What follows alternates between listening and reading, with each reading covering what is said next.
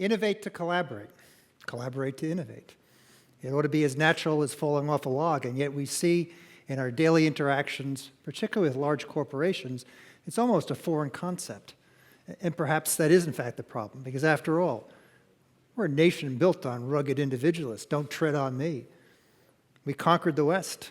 Epic battles, Wyatt Earp against the Clancys, that then became embedded in our culture and the way we did business. And so then it was Thomas Edison taking on the gas company, and a series of entrepreneurs of the late 1800s who really invented the basis of American industry. And as those entrepreneurs grew, those companies grew, and yet still the culture was the battle of one large corporation against another large corporation. And that's the way we think about these things. But times have changed, and rather dramatically, but it's become apparent, very apparent in recent times, that our large corporations no longer have all the bullets in their weapon. Their holsters are empty in terms of having internal capacity to innovate. The business models of the last 30 years that have focused on downsizing, right-sizing, core competencies, offshoring, have now left them rather bereft of resources to deal with pivots that come from changing bases in science and technology, that are the underpinnings of those major industries, and in terms of very strong global competition. So what are we going to do about it besides whine? Well, we think that there are some tools that we can bring to bear on the problem. And so the Innovation Institute has been developing approaches and adapting approaches that really help companies understand how to work with their suppliers, not just to build to print, but to innovate and to create a next generation of exciting products. So we've adapted a process called strategic doing. Ed Morrison is the proponent from Purdue, and he's used this process of taking disparate groups in which there is no hierarchy, no boss that gets to create the strategic plan and others implement. And in these short 2-hour episodes, take groups of strangers to go through a cycle of asking, what could we do together? What should we do together? What will we do together, and what do we commit to do when we come back together in the next 30 days or 60 days? And keeping that process going and going. And I must say, I walked in as a skeptic, in spite of his tremendous track record, and you can find his talks on the web. But I've been through it several times, and now I've gone from a skeptic, I'm a convert. And we began thinking about how could we take the power of that concept and use it not just for regional economic development strategy building, but for corporate strategy and supply chain development. So one of the elements that he uses in his technique is to have people think about pilot projects, and those pilot projects tend to group in ways in which you can express new concepts in a region, new narratives, development of entrepreneurship, and so on. What we began to think about is, well, what are the sort of opposing forces that lead to separating projects into one of these 4 categories? And began to think of it in terms of an axis of risk. Are we doing things that are modifications, incremental improvements of the status quo? Or are we going for a complete replacement of how we do something? And another scale, what's the scale of focus? Are we looking at working, in this case, in a regional thing, a single company or a single community? Or are we really looking at a fully interconnected system? And when you take that viewpoint, you can now take this from looking at it in the context of a regional economic development to very quickly looking at it in terms of how do you look at your supply chain as it goes from companies to the entire integrated supply chain, still with the idea of enhancing to replacing. And then ultimately, even looking at your products in terms of being a collection of unit functions that are assembled to a complete system, where again, my opportunities are to either enhance or replace. And it gives you these 4 very, very different realms in which you might think about focusing your first attention. So in a sense, we have a framework now for guiding these conversations and discussions, but what we're lacking is a language. Right? We need a language that allows disciplines and professions to talk to each other across the barriers of their own semantics, cultures of different companies to be able to communicate. And some of this happens just by virtue of the teaming and approach, but another way is to take a look at a concept that comes to us from nature, right? To think about an organization based on systems and systems of functions, not systems of things. We're a system. Mother Nature evolved us from a single cell into a complex being, and yet our being has exactly the same basic functions as that single cell. and a process of lucky accidents and mutations have made each of these increasingly more complicated and sophisticated, and yet we still have a functional isolation. So our circulatory system is very, very different than our musculoskeletal system, or our lymphatic system, or our digestive system. And that isolation allows us then to innovate in a safe space. We're able to improve one thing at a time and not worry about affecting and disrupting all the other things in your complicated system. And that is really the secret code of engineering. Every engineering profession has a systems viewpoint of the products that it makes. And we take that idea of a functional hierarchy, not what is the thing, but what does the thing do, and organizing it in the family tree is a way of improving. And so little simple circuits become blown out into a complicated supercomputer design. What grandma does in the kitchen becomes industrialized as a commercial process. But more than just a language then, it creates a safe space to innovate. So if we talk about functions, look at family transportation in the 1860s. Well, if we stop looking at it as a horse and buggy and think about it as a transmission and a power system, an exhaust system, a passenger containment system, then it's not such a stretch to think about how simply replacing the motor, the power of the horse, with an internal combustion engine gave us the first horseless carriage. And some of the other elements, most of those other elements, are largely borrowed from what we did in the horse and buggy era. But we were able to then start to systematically innovate around those functions. And so look what happens as we take the journey from 1886 to the present and look at how the different functions of the automobile have been systematically improved over time. We talk about from manual brakes to hydraulic brakes, to power-assisted brakes, to ABS and traction control systems, manual steering, to rack and pinion steering, to power-assisted steering, all the way now to automated and completely self-driving and autonomous vehicles. All this has happened in about a 100-year time frame. And what we've seen is those innovations can creep in because there's a safe space, a platform and a systems concept that's well organized and defined as a system of functions. So how do we use that to innovate? Not so easy. And not so easy to explain, and particularly not in an 18-minute talk. So let me show you how we put together the ideas and the concepts of systems thinking around functions and capabilities, and the guided process of discussion of strategic doing into a product innovation cycle. So imagine now, I'm not speaking here at TED Talk, you're sharing my desktop, I'm in the office. We just got back the focus group results on our Supreme Grill series, and I'm afraid it's not good news for next month's launch. Older millennials are our key demographic, and they just don't see the value of the engineering improvements you made to the consumer line. They're using words like luxurious and innovative to describe the new Whirlpool washing machines and those Samsung refrigerators, but they see our grills as utilitarian and solid. Nice, but it's not going to command a $3,000 price tag.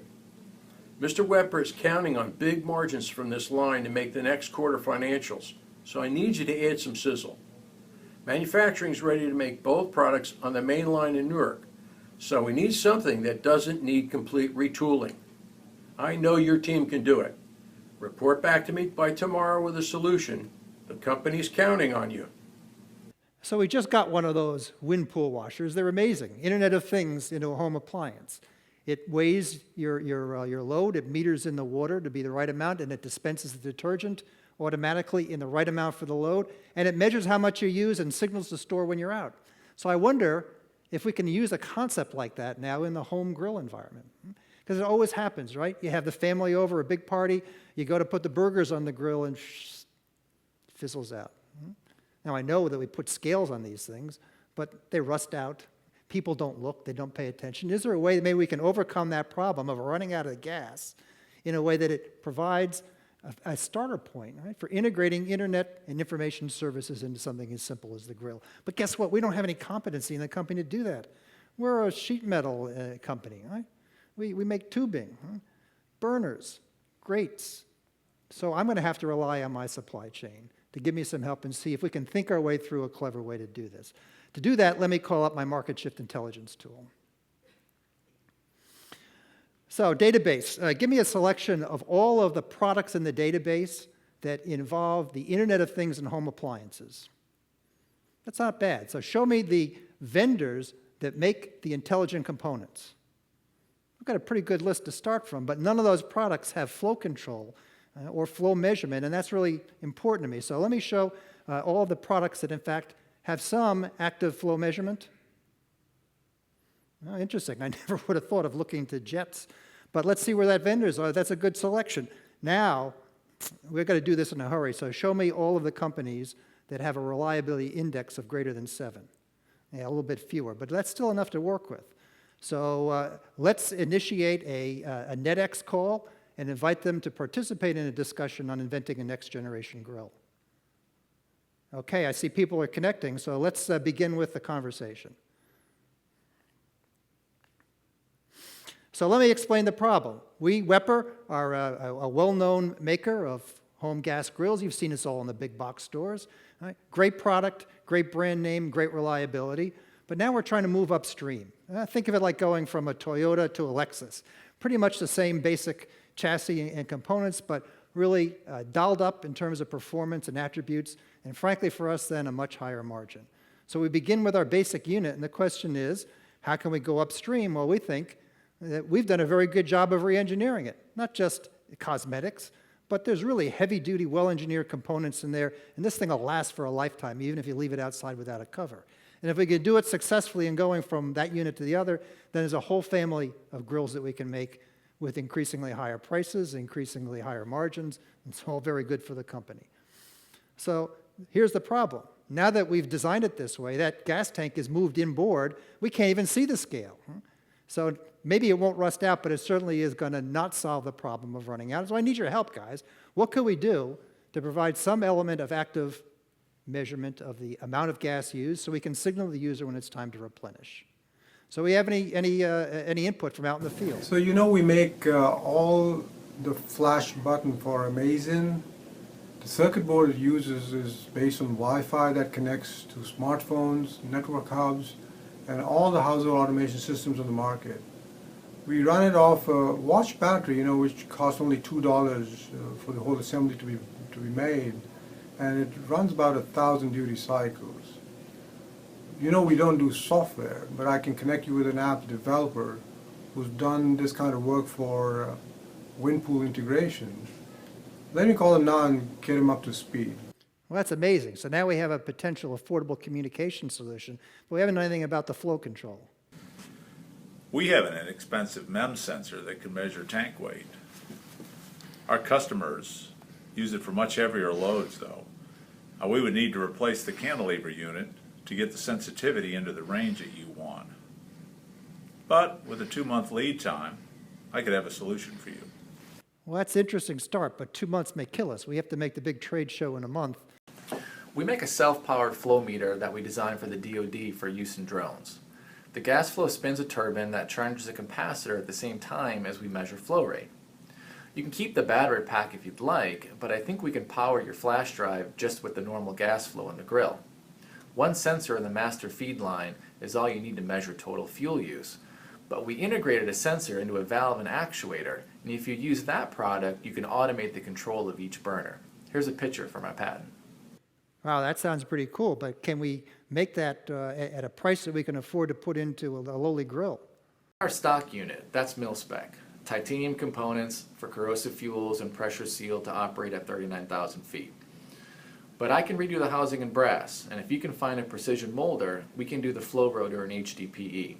That would knock 90% off the unit cost. If that sounds good, I'll DM you with an estimate. Yeah, please do that. Please do that. So any ideas now from the molding community? Hey, look, any good molder is going to tell you that rotor's a long lead item. All those undercuts make for a complicated tool with movable cores for every through hole in the rotor. You can't rush that if you really want it to work. But I have a way to get you there faster. We have a 3D printer, and I can get a few HDPE parts to Valtronics by tomorrow night. If they do the job, we can use the 3D printer to make soft tooling that will get you going on first run. That should give us enough time to finish the hard tooling for full production. Now we're cooking. That sounds like a good idea. So if I try to think about rating these things, in terms of an axis of time or cost and difficulty, versus the impact of profit. If I just stick with where I am, not very good in terms of profit margin, although if it's a quick solution, we're ready to go.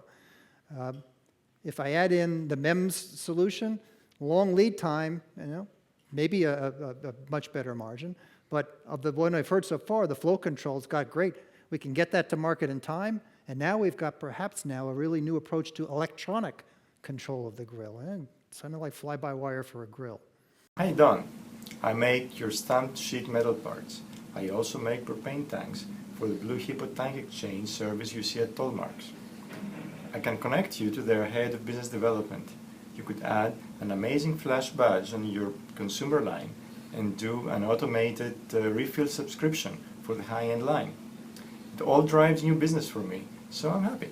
I hadn't thought of that. Now we can actually automate the retail delivery of the gas. That would be a huge plus for us, and we'd be the first in the market with that. So I just got off the line with my app developer, Willie. He has a great idea. If you accept this connection, I can let that happen, and I'll connect you with him. Sounds like a plan. I see it. Please, let's connect Willie in. Dude, look. We can make an app to track the gas use the same way I track the detergent use for Winpool. But use tracking is so yesterday. IoT is all about being one with your gear, So dig this, man. I can get at the logic boards on those valves through the flash button's COM port. And now your phone's a remote control for the grill. The app will let you store presets for different meals, and you can get everything going with just one touch. But now the really cool part. I can access your Good Eats files in the cloud and set up the grill to tell you when it's time to cook. Hey, now that's IntelliQ, man. Wow, that sounds like a brand name, but can you deliver that in the time frame that we have to work with here? Hey, look, I just got a new crew of interns from NJIT. They're crazy. They work all night. I can have a prototype, the interface, in a day. And if you like it, we can have the rest done in about 2 weeks from the time Mike sends me the control board specs. Wow, that's pretty good. So engineering team, what do you think? It's a slam dunk. We can substitute the control valves directly on the gas supply lines here and put the control board behind the front panel with a cutout for the easy button here. That way we won't shield the signal and we can use the button as a manual override. Everything else stays the same. Easy peasy. Perfect solution. So they don't have to change any of the manufacturing setup and we can go to market. I love it. So folks, what do you think? We've got a plan here. We can roll this out and hit the big trade show in a month and then be in time for the big buying season. Are you guys all on board with this? Absolutely. Already done. We're in. All right, good. Let's go forward with this then. So in 30 days, we'll be in the market. Tomorrow, we'll all get together and we'll have a review of this. You'll give me your cost estimates and your schedule, and we'll see where we go from there. But I think we got a solid plan here, and you saved my job, so I thank you all. One other thing you should all know, clearly we've involved a patent out of this, right? And we've all recorded this, so we'll begin to write this out. We'll have our attorneys draft it up, and we'll include you all in terms of your contributions against the claims, and we'll see where we go from there. But this is very exciting, and thank you for your time. And so there you go. We're back to reality. If Agent Bauer could save the world from nuclear crisis in 24 hours, surely we can build a grill in 8 minutes. Highly compressed, but really an analog to things that we've done already with companies. And the process, as you can see, took us through an excursion that at every single level actually had an activity, both enhancing and replacing at the functional level in the unit, all the way up to complete systems that were both enhanced, like the old one with the Easy Pass button or with the flash button, and a completely new product line. This works. This stuff works. The tool itself is in the state of evolution. It's going to get better and it's going to get smarter as we go along. But this is the sort of thing that we do to help companies move from where they are in the marketplace to a future of success and growth. It's a very exciting time, and invite you all to join with us. Thank you all.